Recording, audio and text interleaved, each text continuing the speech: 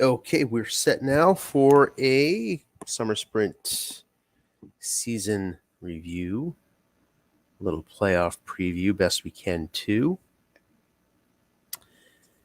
We are on the precipice of the playoffs, not quite there yet, but it seems like a good spot to take a minute because we've got three teams right on the edge, others two sort of lingering around for the playoff hunt. So we can preview those games, look at them a little closer, and take a look at what we think the playoffs are going to look like, who's going to be where. But let's start with just sort of a season review and go top to bottom. Hey, Lawrence, how are you? Hey, good. How are you doing? Doing well. We're gonna start with a little top to bottom look at the teams, and we'll go in the order of the standings. And Seattle, of course, ends up first. So Dennis takes this team to 3 losses, 14-3. The losses against Presque, Isle, and Maine. They lost to Philadelphia big, interestingly, 45-17, and lost to Midwest. So 2 of those teams have a very good shot at the playoffs, and Philly has 6 losses. So we think anyway. And you're looking at these standings, by the way. We know they're a little bit out of date. I did not want to update the league and have something go wrong on the update, but I think we'll be able to adapt just fine. Anyway, Seattle 14-3. What's gone right for Seattle? Well, and that's the way we'll sort of look at it. We're not going to spend 20 minutes on every team here. We'll just do a little bit of what went right, what went wrong. Well, Emmett ended up with 295 carries, leads the league. Is 1,566 yards, I believe, also leads the league. Ended up at 5.3 yards per carry. When 295 carries, that's a really, really good number. The league leading number was 5.9. And that's where it is right now. And Emmett's at 5.3. So that's a nice, healthy number for that card. 7 fumbles, lost 4 of them, just fine when you have 295 carries. And you see this too, 30 TDs for Pete. That's certainly a big number. So, really the story here is that Emmett's led the way. What's gone wrong for Seattle? Not much, but the offensive line, which which isn't a bad one by any stretch, has been sacked 44 times. So, that's worth noting. They sacked the other side 53 times. But outgained the opponent, 500 yards, 0.7 yards per play advantage. Third down's about even. Fourth down's about even. Dennis has sort of willed this team to an impressive 14-3 record, going deep to McGee, going deep a lot. We don't have a Stratomatic report rundown, but if we take a look, Dennis, we know, likes to go deep. And, Pete noticeably has a better short pass than long pass on his card. But nonetheless, we've seen 130 attempts deep, and that's got to be up toward the top. Also 290 short, and you see really looking away from the flat, not leaning on flat at all. And Pete really doesn't give you that.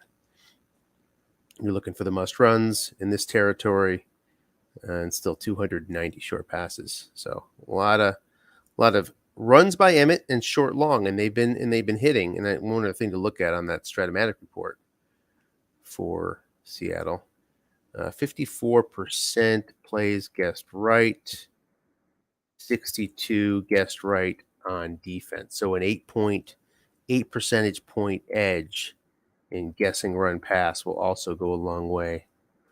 Also, I assume that edge leads the league as well. So Dennis off to a really good start. Pittsburgh shows up second in the standing at 6-3, and I believe they've won another game or two since I've updated. What's gone right for Pitt? Well, the 4.8 average per rush is not fantastic, but versus 3.8, giving up that 1 yard edge average per rush is a big deal. Big deal. Those linebackers coming up, filling the zone. So holding the opponent to under 4 while getting 4.8. Nice edge for Pitt. What's gone wrong? Well, you can see Harbaugh's only averaging 3 yards carry. So got to get more out of Harbaugh on his must runs. On 54 attempts. So he might be running them a bit, line bucks and whatnot to bring that number down a bit, but still 3.0 is lower than you want to be. And then you saw the advantage in yards per run, but yards per pass kind of flipped the other way. Minus 0.8, 7.1 yards against passing per attempt, 6.34. So that's a difficult edge to overcome. Sacks around even. Interceptions, a nice edge there, 10-4. Harbaugh's only thrown 4 picks all year, but at 1.4%. A lot of quarterbacks are in that range. Hasn't had many attempts yet with just nine games that we have logged in our report. But Pittsburgh's in good shape to make the playoffs. Presque with 11.6 record. And the headline here is pretty obvious. Troy Aikman has just dominated the league. Dominated. Did not see that coming, I have to say. 92.4 rating. Leads the league. Leads the league in TDs with 40. It's an incredible performance by Aikman. I mean, it's worthwhile to take a look at that card if we can. It's what Prescott's gotten out of him. It's just been amazing. I mean, let's take a look at where he was selected too. He was selected QBs 14th in the 7th round. Aikman's card.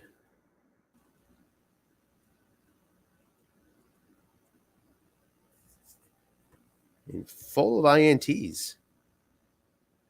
But, you know, he can chuck it. All 3 levels. He can get yards. And he's found it. It's worthwhile to take a look at his Stratomatic report, too. See if Aikman's throwing guessed wrong a lot here. He, on offense, is correct. Okay, under 80%. So 80% is kind of where, you expect to be, 80 or above. And he's going 78. So he's getting more guessed wrong opportunities with Barry Word causing the run calls. And that's opened things up for Troy. But there's more. You've got an overall 1,000-yard advantage in yards from scrimmage for the entire team. 39-33 in third down advantage. 121 catches for Byers leads the league. The 20 yards per catch for Lofton leads the league. The 14 touchdowns for Lofton leads the league. Bruce Smith's 22 sacks leads the league. So just star-studded performance, and kind of when you see all that, kind of surprised to see just an 11-6 record because there's a lot of good. Certainly that 1,000-yard advantage, would suggest perhaps a little bit better. So what went wrong? Well, I mean, not much. The opponent was sacked 56 times, and Prescott sacked only 40 times. I mean, there's not much to really pick on here. 14 INTs for Aikman. Yeah, it's an elevated number, but he could do a lot worse, 2.6%. And that was up against 18 picks 4. So +4 in INTs with Aikman. +5 in fumbles. Barry Word, 5.3 yards per carry. That's fine. Obviously drawing the run calls. Okoye's 3.2, and that's where he's going to be this year. You see 6 fumbles for Aikman, but only 2 lost. So, we're not going to spend 20 minutes per team here, but just impressive.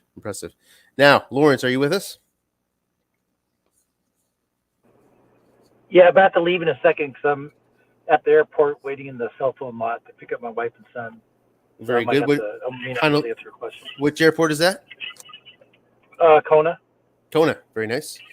Are they doing something intra-island or from the mainland? They're coming from the mainland, yeah. Uh-huh. Very good. So what went right for your team? 11-6. My defense mostly, and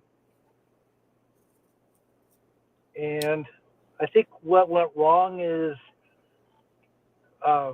my quarterback. He's just not strong enough. It's like such a challenge, but I've kind of started to throw more with him later, not worry about it, just hope to get on the defense card more. But it's just like a little bit light on the offense, you know. Well, Rutledge finishing 79.9 on a rating is not a bad number. I mean, that's you wish Rippon would do a little bit more. He came in at 45.4, but only on 78 attempts. Rutledge has been your guy.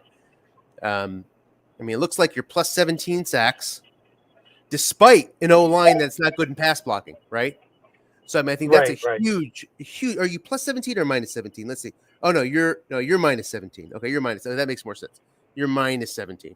So that's what's really gone wrong, I guess. The down. Offensive line. It's been so long since I've played that I forget, you know. Ellard and Flipper both kick butt. Let's see, 16.8 and 18.9 per reception. So that's a nice number.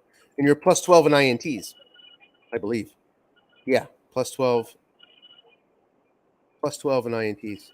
22 picks. So must be some good double teaming going on.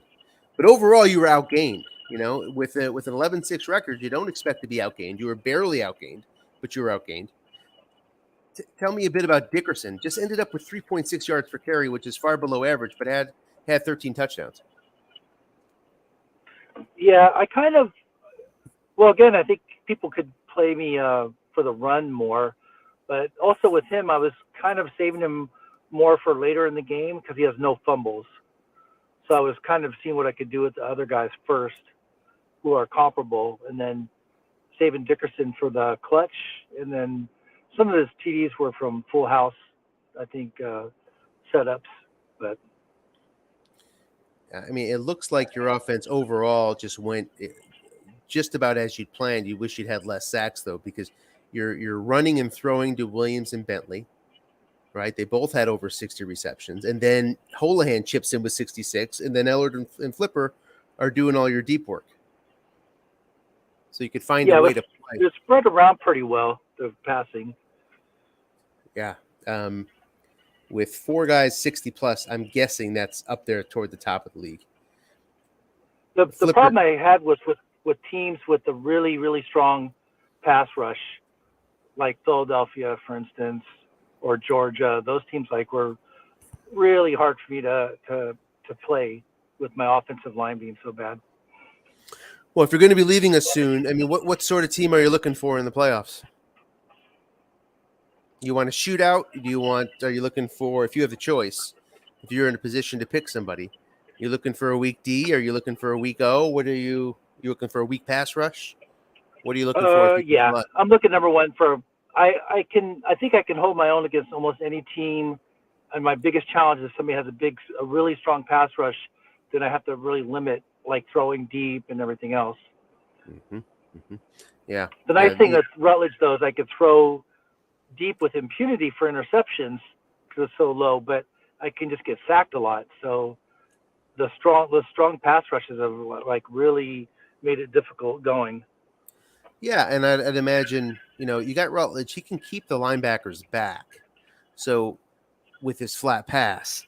So if you can find, I don't know if Ramstein might get in. Ramstein is the best defensive line pass rush. There's a few others too, for a 3-man line anyway. And there's others too, of course. St. Pete, others that have a strong defensive pass rush along the line. That'll kill you. But you can hold the linebackers, these 12 linebackers, you can hold them back with your flat pass. Yeah, presumably. yeah. And obviously I throw a ton of flat passes, so. Yep. All right, well, we will, unless you have anything else on your squad, we'll keep it moving to Rochester, my squad. What's gone right for Rochester? We're at 10-6, 1 game left against Miami. Well, third downs, a 10-point edge, 40-30 is a really nice number. So third downs have gone well. And that's one of the reasons you have Elway, is that he can short pass. You don't have to get a completion to convert a third down, and he's been helpful there. Hayward has done a good job running the ball, leading the league in yards per carry, tied for that with Bo at 5.9. We've outgained the opponents by about 900 yards. That's a really nice, healthy number. That's right toward the top, second or third in the league. And Michael Dean Perry's been a monster, 15 sacks. He's a really nice asset to have along the defensive line because you can move him around. So I'm always looking at what the guard matchups are, what the center matchups are. You can, in this league, you can move from 3-4 to 4-3. Scout every team on whether I'm going to play 4-3 or 3-4, predominantly often based on what the pass rush matchup is for Michael Dean Perry. What's gone wrong? Well, Elway's had 14 turnovers, more than you'd want to see out of a first-round quarterback. 4 lost fumbles on 5 total fumbles. And 10 INTs, you might not think is a bad number, sub 2%, but overall, he's been behind the curve. Field goal kicking has been an issue. Second to last or third to last field goal squad. And let's see, we got second to last, Houston, and it's shown up. 30 to 39 yards, 5 for 11. One of those misses cost me a win versus you, Lawrence. I think if I would have hit it in overtime, that would have been the game. I think he missed. He's 5 for 11, 30 to 39, killer. He's 5 for 7, 40 to 49. But those short ones, he's been sub 50%. That's hurt bad. And Hayward, for Hayward's high yards per carry, he has not hit his long gain. He has not hit his plus 47. He has not hit any big number on his card. His longest run is 35, and that came on the defensive card. So, haven't been able to really get Hayward going full bore, despite the good, the league leading yards per carry. Dunedin is also in the playoffs, 9-7. 1 game left against Philly. So many people's last game is against Philly, it seems. And what's gone on with Dunedin? Well, Bo Jackson, there's that 5.9, like you mentioned, tied with Hayward for the league lead. He's had an 80-yard run, scored 11 TDs, only 3 fumbles. So Bo has done his job. Marcus Allen behind him on 114 carries is over 4. I think he'd like to be a little bit higher than that, but from what I've seen, Allen has. We talked about this in the preview. Could Allen and Merrill Hodge hold up their end? Well, Hodge is only at 3.3, but when I'm peeking in on Dunedin games, he's effective. I think it's an effective 3.3, and he has 6 scores, 6 scores as well. Mikowski has really come up nice, 86.4 rating, second in the league.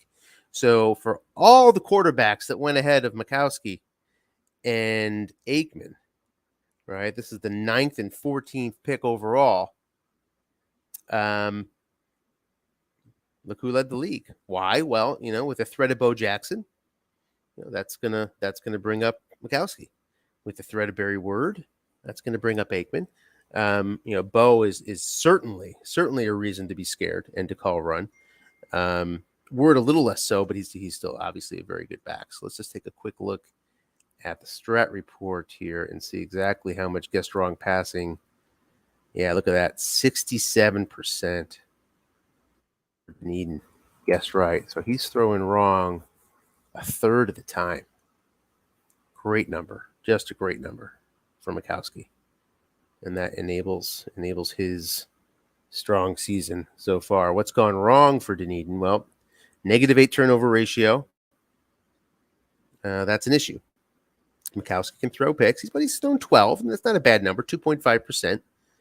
But really hasn't been able to get the picks.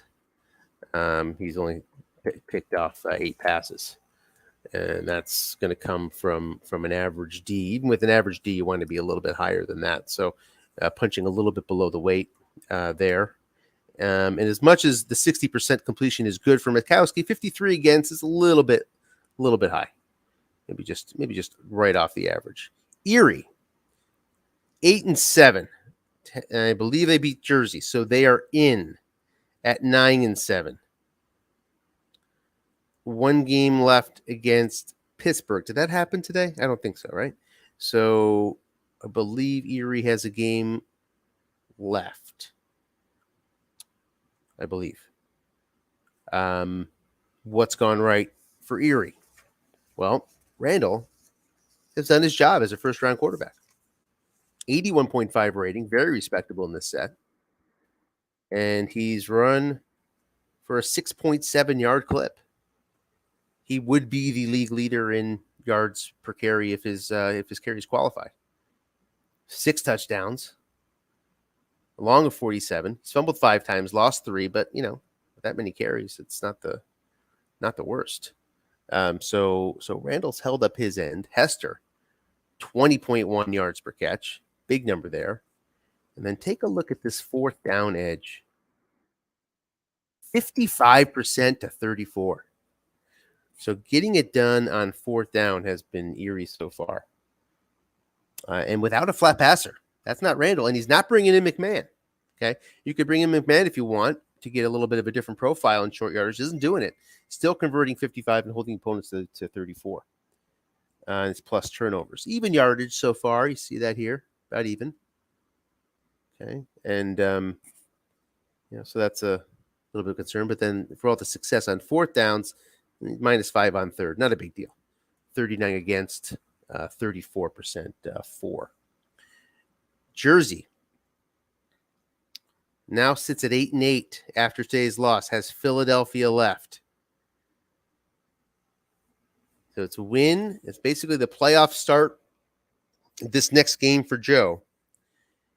And they need a win versus Philly. We'll take a look at the matchup in a second. What's gone right for Joe so far? Well, he's picked off 20 balls with that first round defense DBs of Pitt. So that's a good thing. Plus 13 overall in turnovers. And look at this red zone edge. I don't think there's a bigger red zone edge in the league. 77% for, 58% against.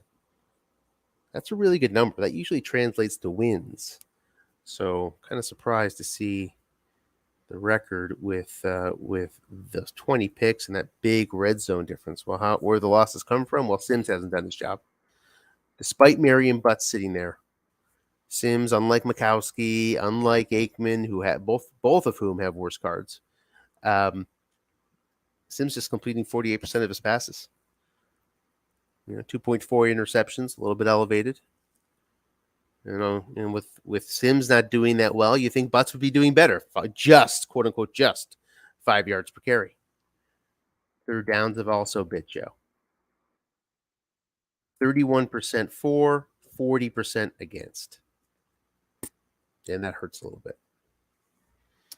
What's it look like versus Philly? Well, Philly doesn't have the pass D, so Sims and these Atlanta receivers should get more of an opportunity. However, Joe's been sacked 45 times. Opponents just 21, so minus 24 in sacks. Going to have to deal with that against Phillies. Take a look at John's team here.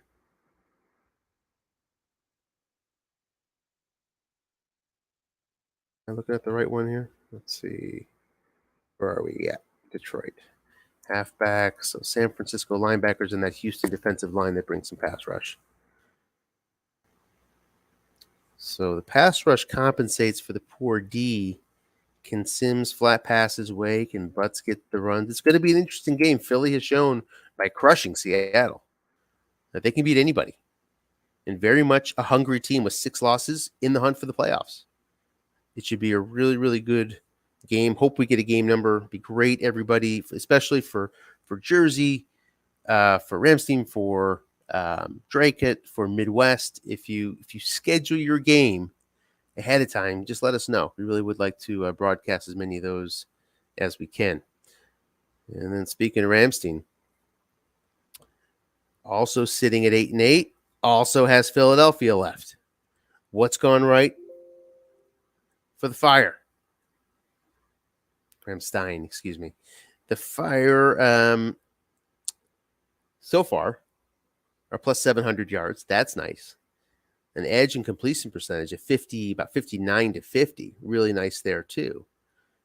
Jim Kelly holding up his end with a really, really good completion percentage. Muster has 92 catches. 4.7 average. Okay, this running game, you talk about it in the broadcast. It can move the ball. Unspectacular. Sub 5, but can move the ball. But Muster's pitched in 92 catches too. So that's a huge help. And the D line's been bringing sacks. Take a look down here. Neil Smith with 11, Bill Moss 7, and then the nose tackle brings 8 more. So that D line has gotten to the quarterback. I mean, the overall sack performance. Let's see, sacked 30 is only plus 7, but it makes a difference when you're getting them from your D line because you're able to. The stat doesn't tell the whole story. When it's coming from the D line, you don't have to bring linebackers. You're able to not take chances behind that defensive line, cover up those zones, and still get sacks. That's a win. That's the first round pick for Ramstein was that KC D line. It's paid off. Kelly's had 17 turnovers, and 4 fumbles. Not a big fumbler, yet has lost 4 of the 5 that he fumbled. A lot like Elway in that way, and 13 picks. Okay. I mean, there are worse turnover guys out there, but when you take Kelly early second round, part of the reason you're taking him is because he has really good turnovers. Now you say, well, he's an interception on 10, but the fact is, when you add it all up, he's got a better INT than Everett. He's got a better IT than just about everybody below him. He should be doing a bit better than this. So especially 4 out of 5 fumbles lost, I'm sure has been frustrating for Dennis. Wisconsin. Well, let's talk about the Philly matchup here too. So the Fire facing Philly are, from a defensive standpoint, facing a Miami quarterback in Marino who has a very low completion percentage.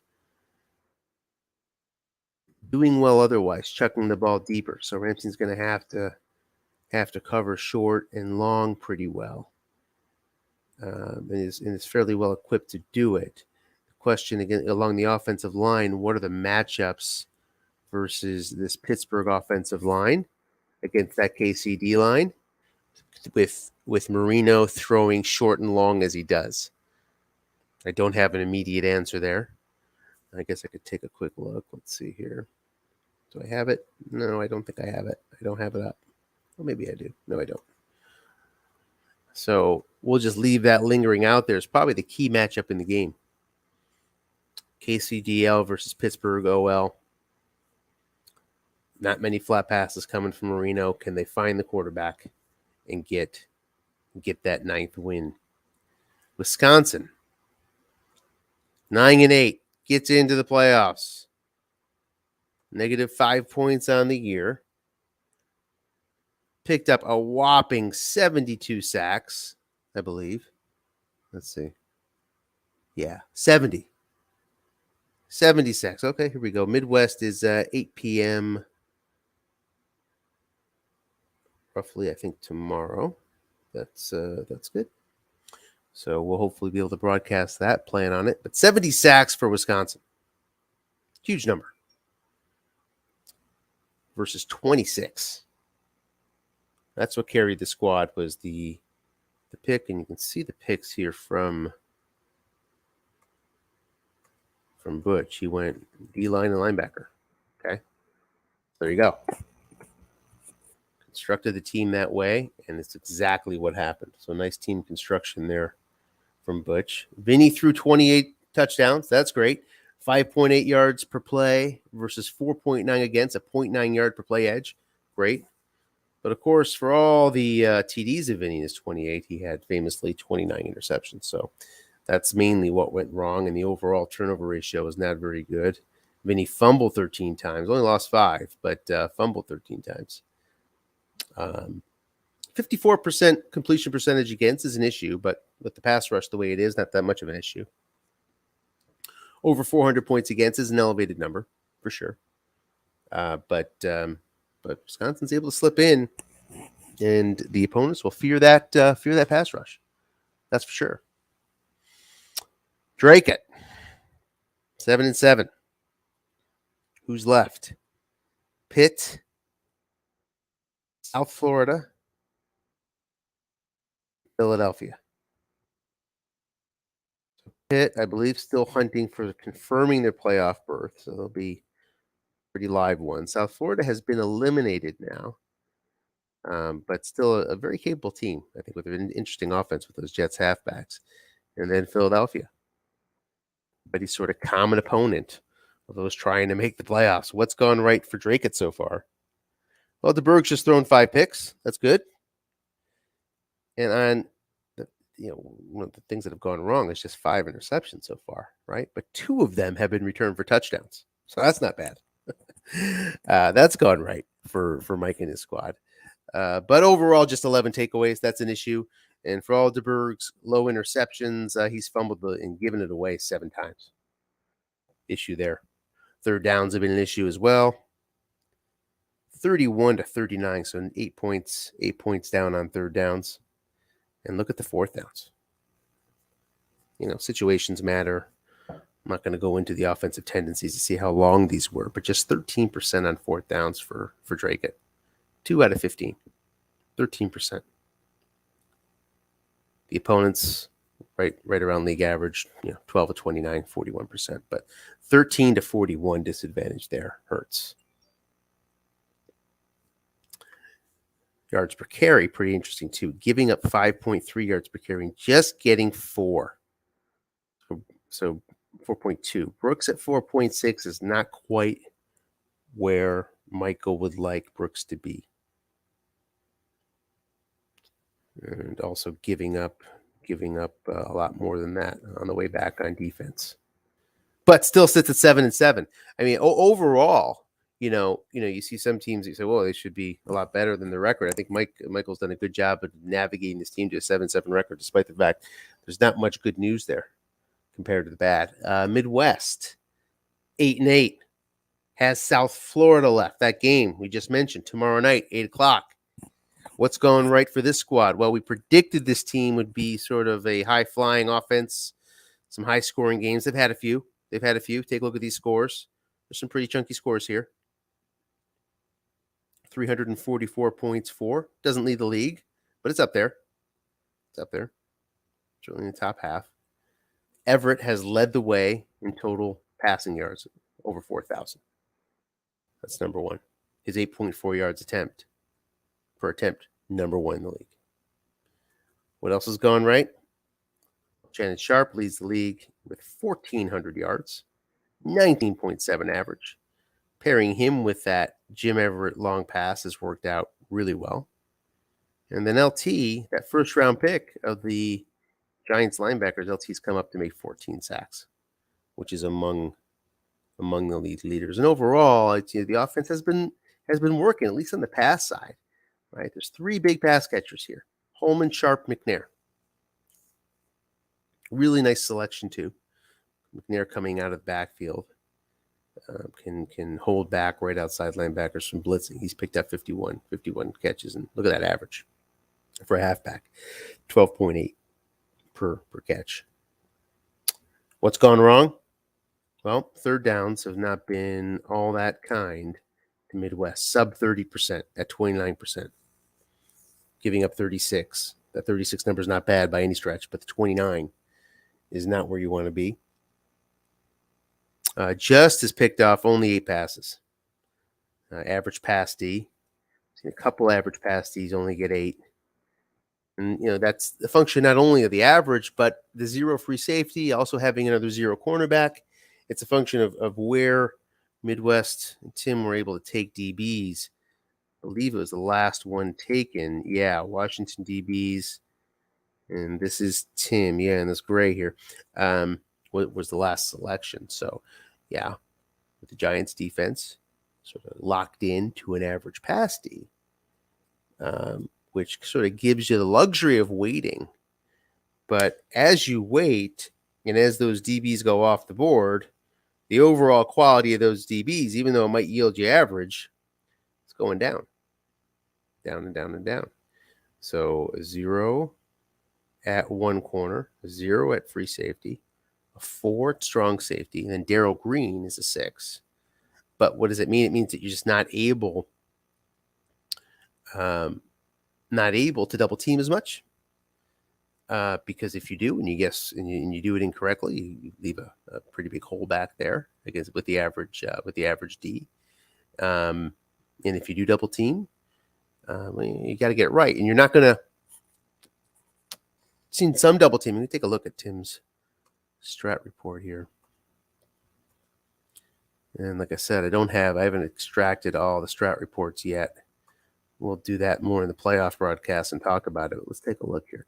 367 double teams by the D, and he's faced 422. That just gives you a quick snapshot, right? That overall, the team has been a little bit shy in double teaming for a variety of reasons. It also leads to less interceptions.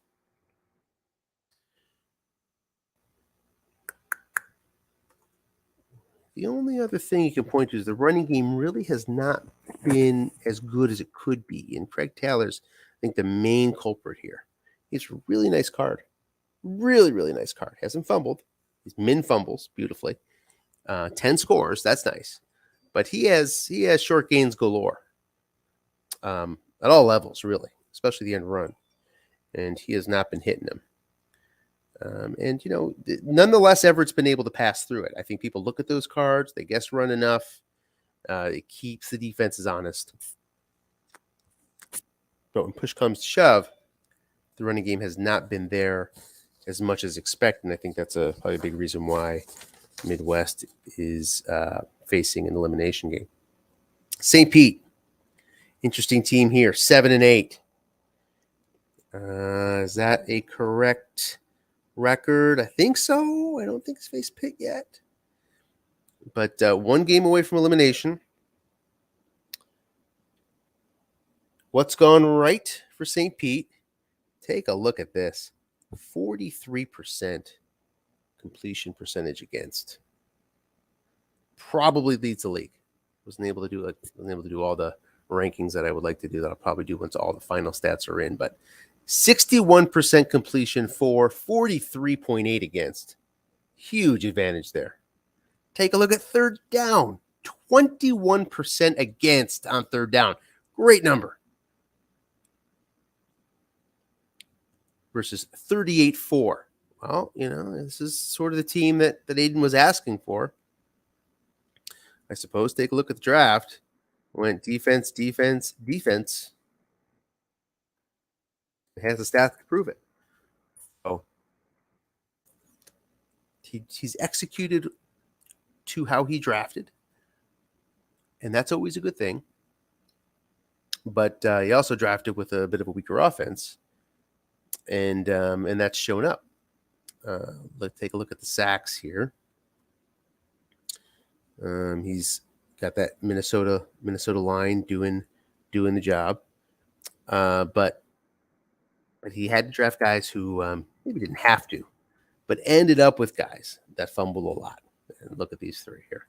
Craig has fumbled 16 times. Kevin Mack has fumbled 10 times. Johnny Johnson has fumbled 11 times.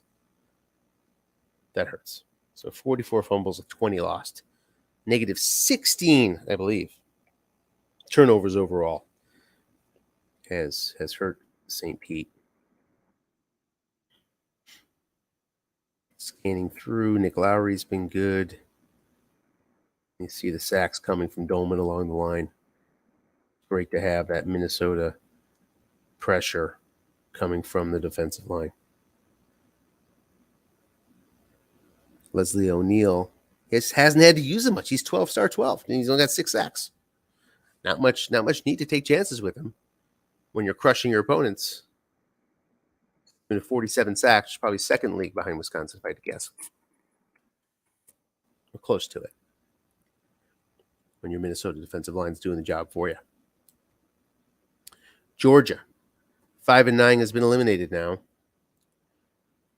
What's gone right? Well, take a look at Steve Young, 10.5 yards per carry. So he's done his job, but just on 48 attempts. Joe Montana's seen a lot of action here. We talked about this in the season preview. Would you go Montana? Would you go Young? What would you do? Well, here's how it turned out. Montana, significantly more pass attempts than Young. In the games that I've seen, Montana seems to be in the game mostly. That's changed a little bit as the season's gone on. But it's been more Montana. Irvin Randall's picked up 16 sacks. Roderick Thomas has picked up 12. A very good linebacker crew from Tampa. That's sort of what's gone right. Just not enough of this from Young to get the wins. What's gone wrong? Well, when Montana's been in, he hasn't done particularly well. A 65 rating. Sub 50% completions, greater than 3% interception percentage. And you take a look at this stat here, for as good as St. Pete's was on the completion percentage margin, this is the opposite here. The opponent completing 64% of passes for Georgia versus 45% for the offense of Georgia. I think Ruben Mays and Rick Fenny have done a pretty admirable job looking in. For among the last runners taken, New England indeed was the last halfback group taken. Sorry, not New England, New Orleans, and Minnesota, 11th fullbacks. These two have done, I thought, a pretty good job. But it's just been the quarterback play, which was the first round pick for Georgia, just has not panned out the way that Jason's hoped. At least I'd imagine that.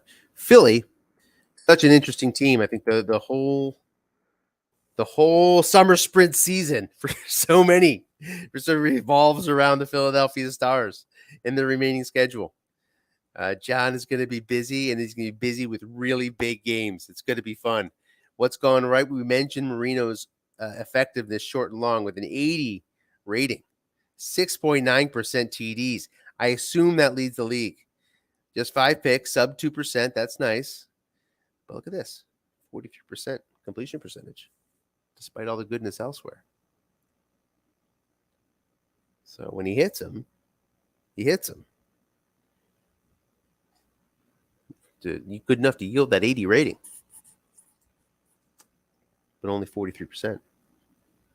Red zone offense has been on fire, 84%. But the defense has given up 81. So, little give and take there. Taking a look at the yards per pass, 8.5 versus 6.4. The wrong way for Philly.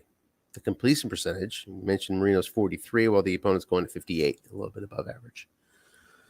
So negative 15 when you add it all up on a completion percentage. It has hurt Philly. Has hurt Philly so far. But really interesting schedule the rest of the way. Has Dunedin. Dunedin has seeding implications. Georgia has been eliminated. St. Pete, I believe that's close to a winner in game. Ramstein is a winner in game. Pittsburgh will have playoff implications. South Florida, just playoff implications for Philly there, trying to get in. Jersey, it's a do or die for Jersey. Breakup, not do or die yet, but close to it. So, I mean, just one after another. Huge game for Philly coming up. Not only for Philly, trying to just lose 2 more the rest of the way and no more than that, but for their opponents. Miami sitting at 4-11, so out of contention. What's gone right for this squad has been Thurman. Thurman's been a good workhorse. 218 carries, 1,122 yards, long as 60, 8 scores, only 2 fumbles despite his elevated fumble. He hasn't given the ball up much, and then add to that 62 catches. So Thurman's worked out well. Just about every other part of the team has not worked out so well. Outgained by 800 yards total.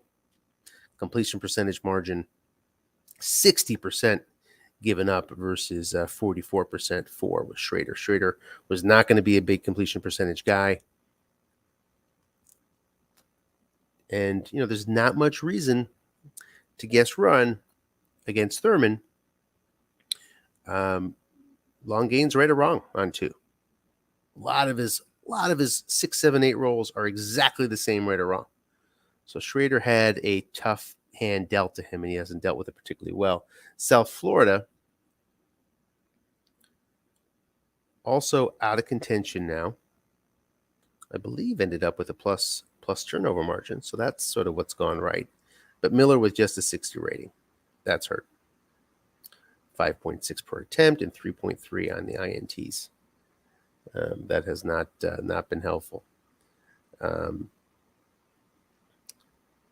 And another one where you see the completion percentage margin just so big. 16 points here, 63 against. So big numbers against. For what I thought was a good, is that right? A good pasty? Can that be right? Let me see. That can't be right. Let's see. 63% versus a good pasty. So South Florida, as I recall, in scouting them, does guess run a lot. And that may have led to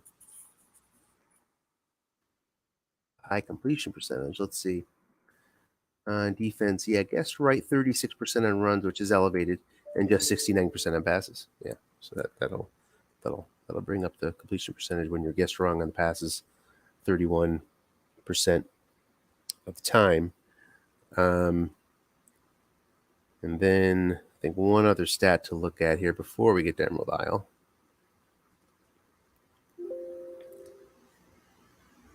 Is third downs, yeah. Let's see, 38 to 47. 47 is a big number against.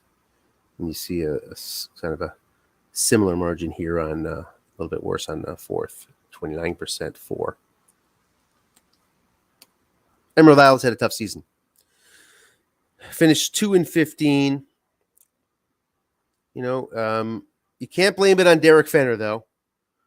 For his card, he churned out a pretty good year. 289 carries, right at the top in total carries. 1,300 plus yards, just one fumble lost. So Derek Fenner gets the MVP for the Emerald Isle squad. And Warren Moon, the offensive line, especially the offensive line, gets the least valuable. That offensive line gave up 69 sacks. Talked about it a lot in the preview show, and it really came to be only able to get to the quarterback on the defensive side 10 times. That's not a recipe for racking up wins, for sure. So that was rough. Moon himself fumbled 20 times. So Moon had that 11-snap fumble coming in, but then when you're getting sacked that often, I'm not sure, I forget what his sack fumble looks like, but if you're getting sacked 69 times, you're going to be fumbling it a few times on top of it. So 20 fumbles, I believe, for an individual player led the league. And he lost a share of them. Warren Moon, not a flat passer. Just needs protection. Didn't have it. Paid the price. Despite a great effort by Fenner. So that's the run up and down. And now just to look ahead a little bit to the playoffs, it's so hard. You don't know what the matchups are going to be. You don't know who Dennis is going to be looking for. Dennis has all but locked in first choice. Let's see. Did he beat Pittsburgh? Yeah, he did, right? So, yeah, I believe he's clinched first selection. We don't even know who's going to be in the playoffs yet, so it's difficult to project. But Dennis is always going to be a tough out. We know that. The team is not stacked, though, as we said, from a card perspective. So, there's holes to be taken advantage of, but not many been able to do it. A lot of it goes back to that guess right, guess wrong advantage that Dennis has been able to yield as a coach. Played Dennis, as many of us do, in many leagues, and playing him in championship games or whatever, when I really do a deep dive, there's no patterns to the calls. I mean, they're very, very random. He's analyzing you as an opponent in game and making better choices than his opponent. And that's that transcends the cards. That transcends what's cards there are and what dice come up when you're dealing guessed wrong offensively and guessed right defensively. It's just not going to work out in your favor if you're facing them. So that's the first order of business when trying to knock off Seattle in this tournament. Is going to be, well, can you guess as well on defense as Dennis does? That's what you have to do before you even look at a card. Pittsburgh with Harbaugh and with Neil Anderson does not intimidate offensively, but look out. Neil Anderson's second or third in the league in yards per carry. So you can, overall for the league, you saw the season preview show. We talked so much about the run setting up the pass. I didn't see it as much as we did in 88. Okay. I saw more pass first going on this year, and somewhat effectively than we did just a couple years ago in 88. You can piece together offenses here. Pitt's been able to do it despite a weaker battery at quarterback and halfback, and very strong linebackers with New Orleans. Ron's a tough defensive coach. The Squonks, a fascinating team in the playoffs. Can Aikman keep it going? Well, why not? Why? I think it's just I think by far the most interesting team and the most interesting results. And you got to give, I would say, you'd love to see just one more win. Definitely a number 2 seed here, a clear number 2, which may or may not happen. But 12th or 13th win, and you'd say that this would be the team of the year in terms of performance for what they had, especially because what Aikman has been able to do. Just amazing. We ran through it before. All the league leaders littered throughout this team.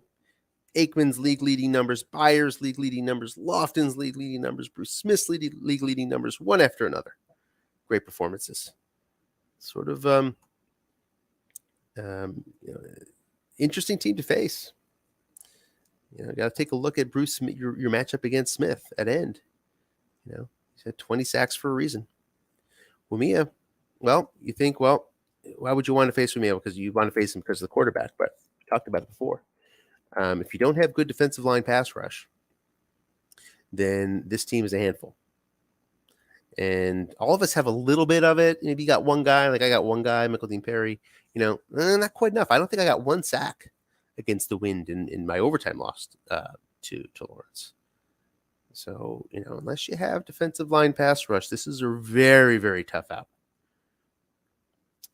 Rochester, my squad, offense has been sputtering. I mean, despite some decent numbers here and there, and red zone performance offensively just at 64, but the defense has done well at 69. But nonetheless, focusing on that number, the 64, this team has not been able to get over the edge and really cash in for as many points as you might expect. Missed field goals, yeah, that's part of it, but also just turnovers deep in the zone.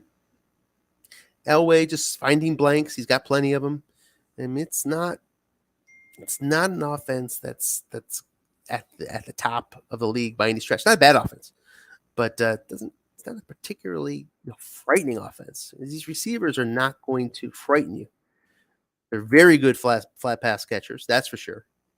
But in this league with these fumbles, when you try to play small ball, when you're forced to play small ball for whatever reason, and you're running and you're flat passing in a 17-play drive, even in the modern set, it's tough to put 17 plays together where something weird doesn't happen, something goes wrong. In this set, in 17 plays, something weird's going to happen. Snap fumble's going to happen, receiver fumble's going to happen, something's going to happen too often. And I think that's really, if you were to diagnose the issue with Rochester, that would be it. Just play small ball a little too much. Doesn't have the receivers to go deep that much. Has the quarterback to do it, but which is good. But not really the receivers to intimidate deep. So there's question marks around the offense. Defense has been solid. Great defenders.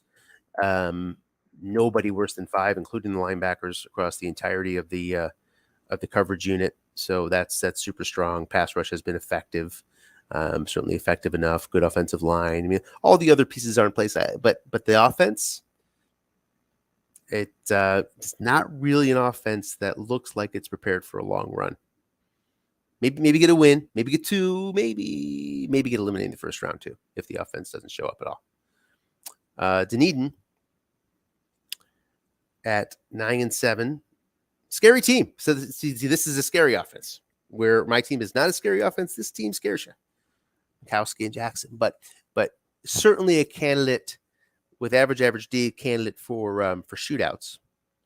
So the reason you take this team is if your matchups are good on offense, you think you might be able to match score for score. I wasn't able to, but that would be the theory, because the offense is not what you are picking this team to face. You don't want to face that offense. Erie, you got to face Randall. I don't like facing Randall. Just don't. That guessed wrong short pass is a scary card. Yes, the 7 is blank. Comes up more than 1 in 6 times that I've seen.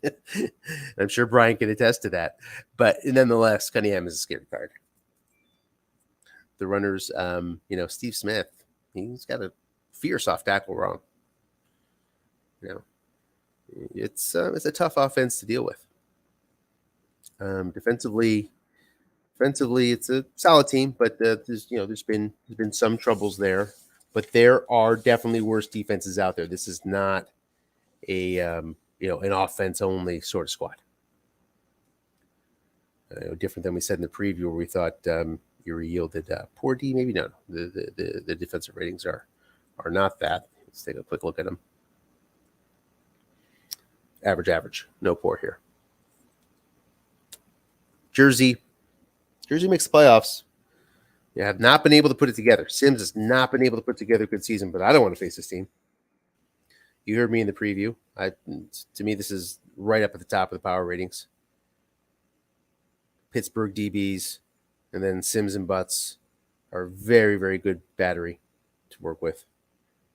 You can beat your passing, you can beat your running, as those Atlanta wide receivers. Had to guess right against the squad.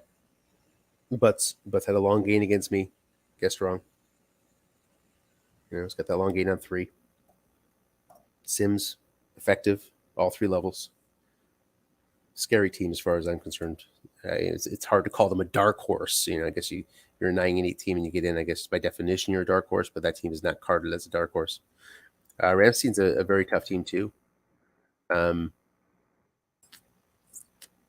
It's you're not tempted to run that often against Muster and Harmon, but they can move the sticks. They sort of run into those same small ball problems that Rochester runs into, though.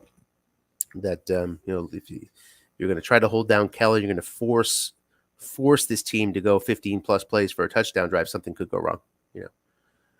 Kelly could fumble. And he has. So the offense, not because of the runners, not from a card perspective at the top of who will be in the playoffs, but a very strong D, the best defensive line in the game. Jim Kelly can beat you. And if Muster and Harmon have a good, clean game, getting over 5 yards of carry, this team can do some damage. Wisconsin is it's a feast or famine sort of team. What are you going to get if you face this team in the playoffs? What are you going to get? Is Vinny going to have a clean sheet, or is he going to throw some picks against you? You're going to get sacked, and you're going to have a sack fumble? I mean, big play team.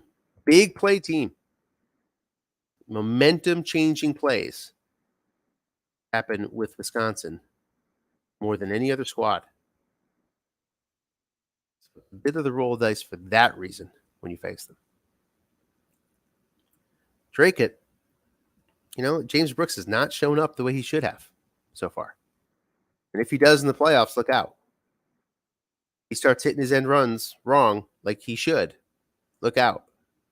Because then you got to deal with the short pass to DeBerg and a surprisingly good long pass from a card perspective. Average D, though. Okay. And the D hasn't been particularly sharp. 54%, 5.3 on the ground. Midwest is another shootout waiting to happen. Got to deal with Jim Everett's long pass. Got to deal with those 3 receivers. Got to deal with some great running cards in Woods and Taylor that haven't shown up as well as they could have so far. But on the flip side, you get to face 2 zeros in the defensive backfield. But it's an average pass D. It's not a poor pass D. It's average. So it should be interesting. Got St. Pete right there as well. St. Pete brings, the diversity of these teams is awesome. St. Pete is your most defensive-minded team.